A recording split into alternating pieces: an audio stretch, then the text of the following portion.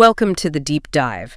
Today we're tackling that really interesting stage in your English journey, hitting C1 level in listening and speaking. Think of it like, well, you've built the house, now it's time to really live in it. Exactly. Because at C1, you're probably past the core grammar, you've got a good amount of vocabulary. The challenge really changes then, doesn't it? It becomes about, navigating subtleties, understanding all sorts of accents, dealing with spontaneous speech, and getting your head around more complex ideas. So we're hoping to offer some strategies today to help you push past what can feel like a bit of a C1 plateau. That's right. So our deep dive is going to focus on two main things. First, really honing your advanced listening comprehension.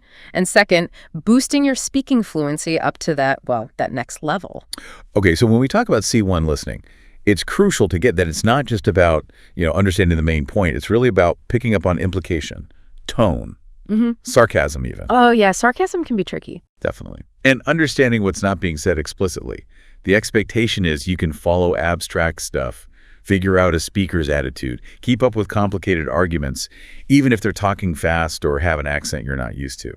And I know from, my own language learning, there are a couple of common hurdles here. One is that panic on a word thing. You hear a word you don't know, and your brain just freezes trying to figure that out, and you lose the thread of the whole conversation. That is so common, yeah.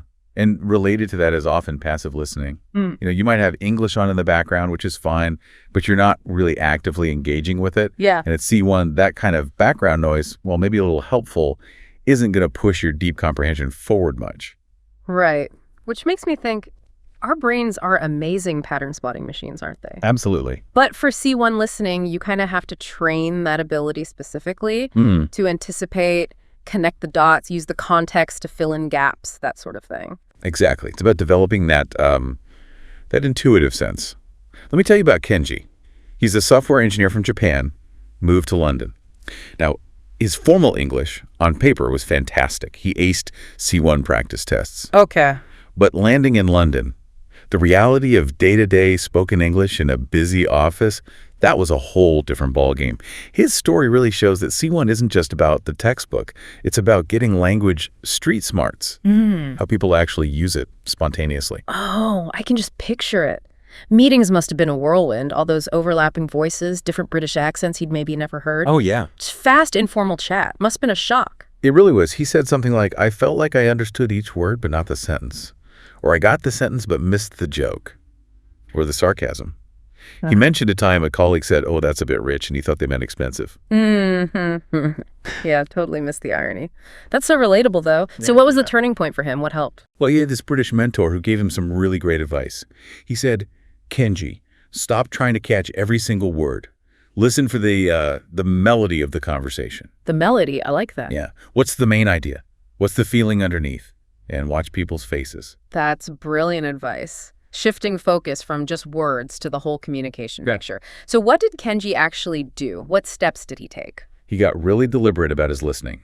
Started downloading podcasts, specifically looking for different British regional accents, Mancunian, Scottish, Cockney, even if he only caught bits at first. Okay. He also tuned into BBC radio dramas, watched those really nuanced British comedies, like The Office, Peep Show. Ah, yeah, great for subtle language. Exactly. Watched them with subtitles first, then pushed himself to watch without. That takes serious dedication. It does, but it paid off. He also started really focusing on intonation patterns and learning common phrasal verbs in context, not just lists. And he tuned into those little discourse markers, mind you. Having said that, to cut a long story short. The signposts. Precisely. Learning how they signal what kind of information is coming next. They guide you through the speaker's thoughts, signal shifts. And did it work? What happened? Well, within about 6 months, he said his listening had genuinely transformed. He wasn't just decoding words anymore. He was getting the meaning in real time.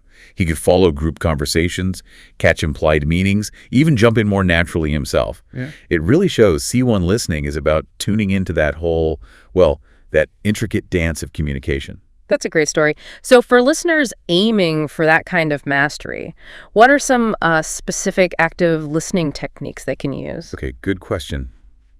There's several key things. One is selective attention and prediction. So instead of trying to grab every single word, train yourself to focus on keywords, speaker's intention. and try to predict what might come next based on where the conversation's going. Right. Another big one is contextual inference. Hit an unfamiliar word. Don't panic. Use the surrounding words, the tone, the topic. Make an educated guess about the meaning. Like being a language detective, using the clues. Exactly. And mental summarization is really useful too. As someone's talking, try to quickly rephrase their main points in your head. Like, okay, so their argument is basically X. It checks if you're really following. Makes sense. And as Kenji found, noticing those discourse markers and signposting words crucial. They're like road signs telling you about turns or emphasis ahead. Got it. Those little cues that guide you. Yes. And finally, never underestimate listening for tone, emotion, implication. At C1, how something's said is often just as important as what's said. Changes in pitch, stress, speed, they carry so much meaning. So it's digging deeper than just the surface words. Now, beyond these techniques, what kind of stuff should we be listening to? What kind of immersion helps? Variety is key here. Really dive into diverse exposure. Go beyond the usual learner podcasts. Find stuff on topics you genuinely love, science, history, whatever. Think about things like NPR's Up First, BBC Radio 4's In Our Time for deep dives, the daily maybe stuff you should know, Freakonomics Radio. The mix of topics, speakers, formats, that's what really stretches you. And visual media, TV shows, documentaries. Oh, absolutely. Advanced documentaries, Our Planet, Planet Earth, they're great. And sophisticated dramas, The Crown, Succession, Sherlock, House of Cards. Lots of complex vocabulary, nuanced dialogue. A good tactic is watch with English subtitles first, then try again without. That's a good way to step up the challenge gradually. What about audiobooks or lectures? Definitely valuable. Listening to challenging audiobooks or even university lectures. TED Talks are great. Open courseware you find online. Coursera, ADX audio sometimes. That really trains your ear for sustained, complex arguments. And you mentioned accents earlier, that huge variety out there. You absolutely have to embrace accent diversity. Actively look for content from different places. Australia, Ireland, Scotland, Canada, New Zealand, different parts of the US and UK. YouTube's a goldmine for this. Even try foreign films with English dubs sometimes, just to hear different patterns. So really immerse yourself in the global sound of English. Okay, what about more focused practice, specific exercises we can do? Yes, definitely. Transcription drills are excellent, though demanding. Take a short clip, maybe 30 seconds, a minute max, from a podcast or news. Listen over and over. Try to write down everything you hear, Wow, that sounds intense. It is, but it's amazing for tuning your ear to individual sounds and connected speech. Then compare it to a transcript if you can find one. Another powerful one is advanced shadowing. Listen to a native speaker and repeat immediately, trying to mimic everything: pronunciation, rhythm, intonation, speed. Not just the words, the music of it. Start small, short phrases. And dictation is good too.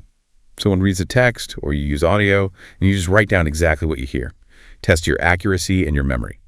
So transcription for detail, shadowing for flow and pronunciation, dictation for precision. Those all sound like really active ways to train. Any tech help? Apps?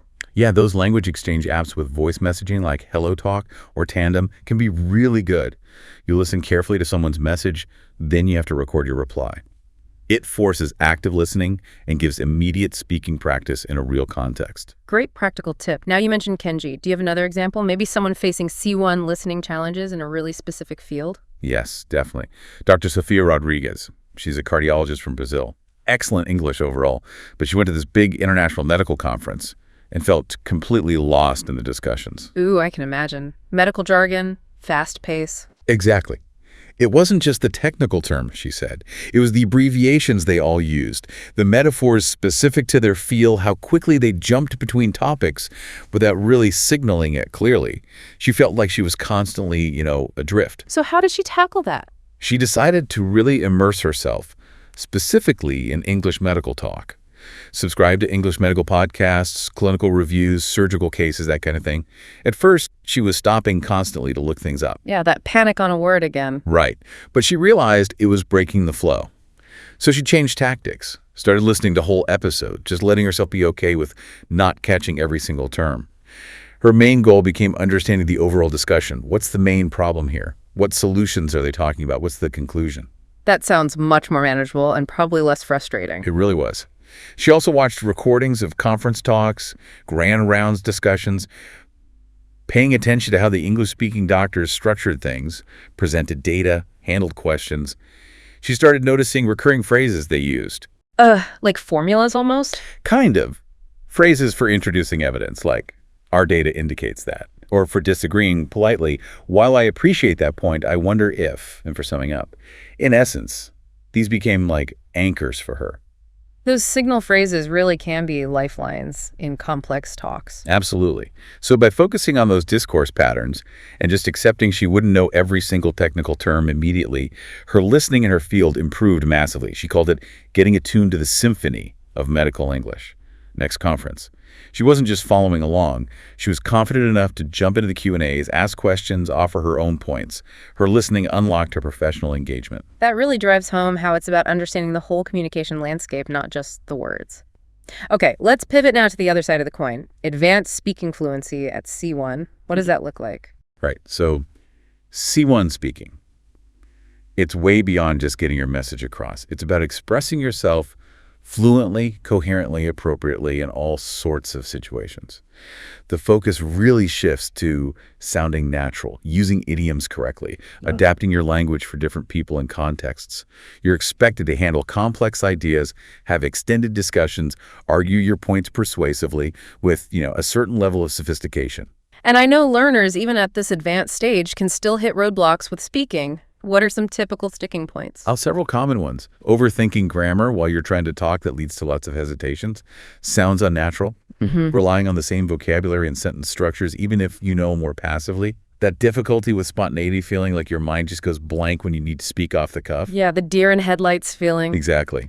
And those fossilized errors, mistakes that have just stuck around, even though your English is generally good. And honestly, just the fear of making mistakes can be huge. Yeah. It makes you hold back, afraid to try new things. That fear factor is definitely real. It is. And it's so important here to remember that listening-speaking connection we talked about. All that listening you do, that's the input. It feeds your brain with the natural patterns, the vocabulary, the pronunciation you need for your speaking output. You can't really produce what you haven't absorbed first. Such a crucial point. Input fuels output. So can you share another story to illustrate this journey towards C1 speaking? Sure. Let's talk about Anya. She was a German philosophy student.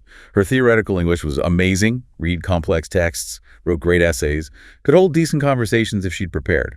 But she wanted to join the university's English Debate Society, and that terrified her. Oh, I can see why. Debating is so fast, so dynamic, totally different challenge. Totally. She said, in a debate, you can't translate in your head, you can't plan sentences, you have to react now, challenge people, defend yourself. My mind just froze. Her first tries were rough. She knew the words, but couldn't get them out smoothly. Grammatically okay, maybe, but no natural rhythm, and she struggled to link her ideas together. So what advice helped her break through that? Her professor gave her some really key advice. He said something like, Anya, you get the logic in English. Now you need the feel of the language. Stop aiming for correct sentences. Aim for effective arguments. And the best way, start thinking in English. Wow, that's a big mental shift. Think in English. How did she put that into practice? She got really intentional about it. Instead of translating from German all the time, she started narrating her day in English, just in her head. Mentally argued about news headlines, planned imaginary conversations, drafted emails in her mind, all in English. For debates, she stopped writing full speeches. Instead, she used mind maps, just English keywords and phrases to guide her. That forced her to create the connecting language on the fly. That mind map idea sounds really effective for forcing spontaneity. It really was. She also joined Toastmasters. That pushed her into impromptu speaking, those table topics where you get a random question and have to talk for a minute or two. Terrifying at first, she said, but ultimately freeing. She learned to use filler words naturally, to buy thinking time. Practiced paraphrasing when she couldn't find the perfect word. Used phrases like, that's an interesting question. And she really focused on using linking words, therefore, however, in addition, to make her arguments flow logically. So what happened? How did it change things for her? Slowly but surely, her whole internal process changed. That mental translation friction just faded. Her debate responses got quicker, more sophisticated, and she sounded way more confident. She found she could actually express herself spontaneously, not just correctly. Joining the Debate Society successfully was all down to that shift, thinking and speaking on the fly, not aiming for prepackaged perfection. Anya's story really highlights that internal shift, doesn't it? Thinking directly in the language. So for listeners aiming for C1 speaking, what are some concrete strategies? Okay, Building fluency and coherence is number one. We've talked about thinking in English that thought-to-speech training. Using mind maps, not scripts, for impromptu talks or presentations really helps generate spontaneous language. Mastering those discourse markers and cohesive devices is crucial for smooth, logical flow. Practicing paraphrasing and circumlocution, talking around a word you can't find. And storytelling. Practicing telling anecdotes helps you use descriptive words and vary your sentences naturally. Right, all things that make speech sound less robotic, more natural. What about actively boosting vocabulary and grammar range? Also essential for C1. You have to actively use the advanced words and idioms you learn. Don't just recognize them, deploy them. Consciously try to vary your sentence structures, mix it up. Use those complex forms like inversions, conditionals, passive voice when they fit. Get comfortable with common phrasal verbs and collocations, those word pairs that just sound right to native speakers. And, like we said with listening, recycle language, notice good phrases native speakers use, and try using them yourself. So taking passive knowledge and making it active. And pronunciation, intonation, they matter a lot for how you come across, right? Hugely important. Focus on English rhythm and stress. It's a stress-timed language, which is key for sounding natural. Understand and practice connected speech, how words smoosh together. Use intonation to show meaning, emotion, emphasis. Record yourself. Listen back critically. Where do you hesitate? What sounds a bit off? And don't be shy about asking for feedback on your pronunciation. Self-correction, getting feedback, vital loops. And of course, you just have to practice a lot. Non-negotiable.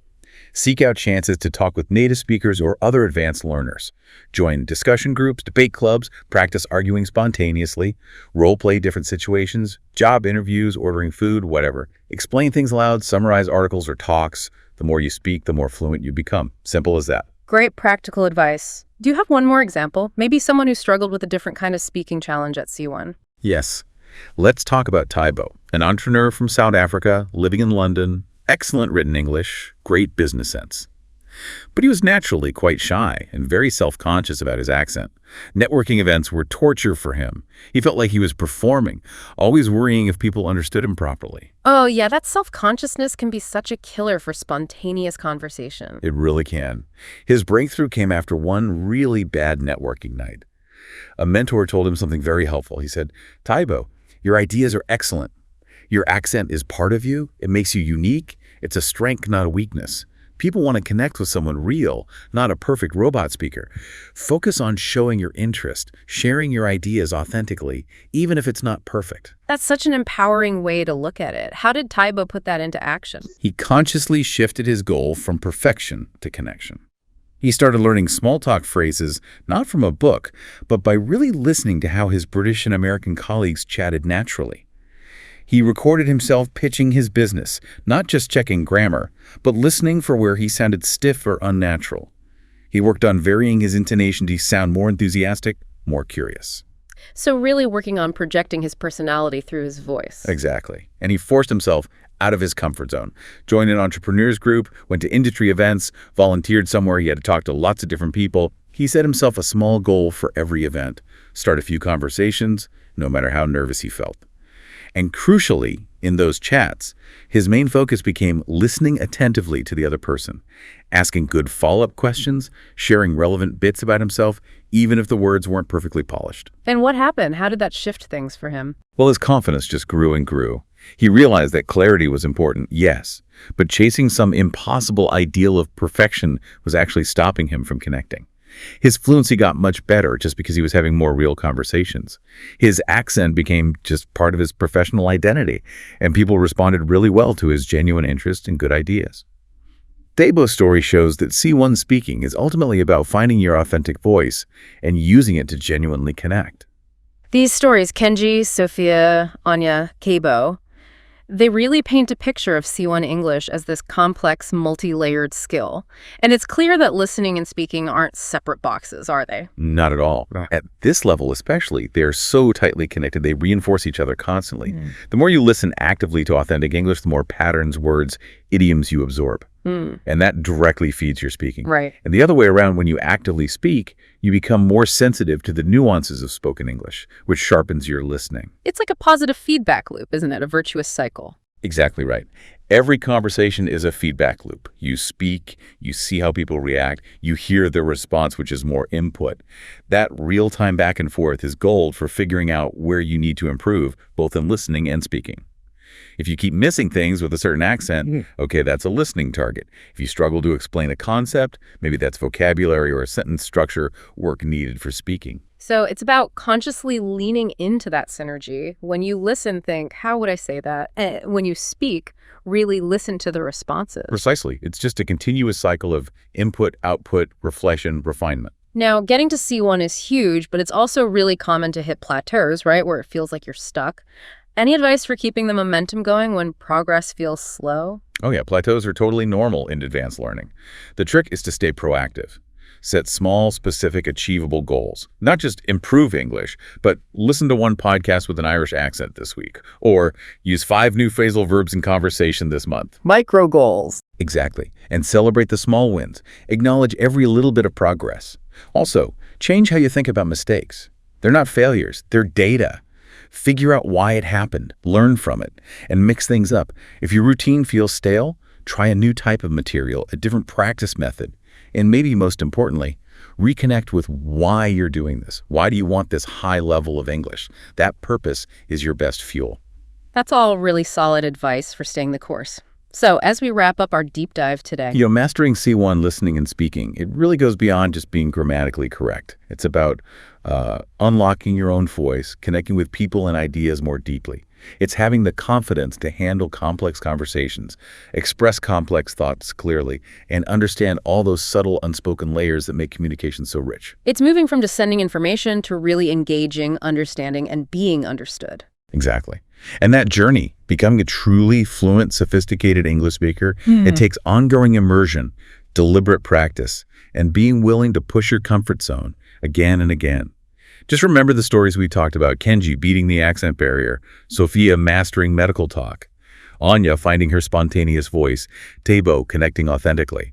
They all show that with the right approach, hard work, and the right mindset, you really can take your English listening and speaking to incredible levels. Allowing your unique voice to be heard, understood, and make an impact across the globe. Thanks for joining us for this deep dive.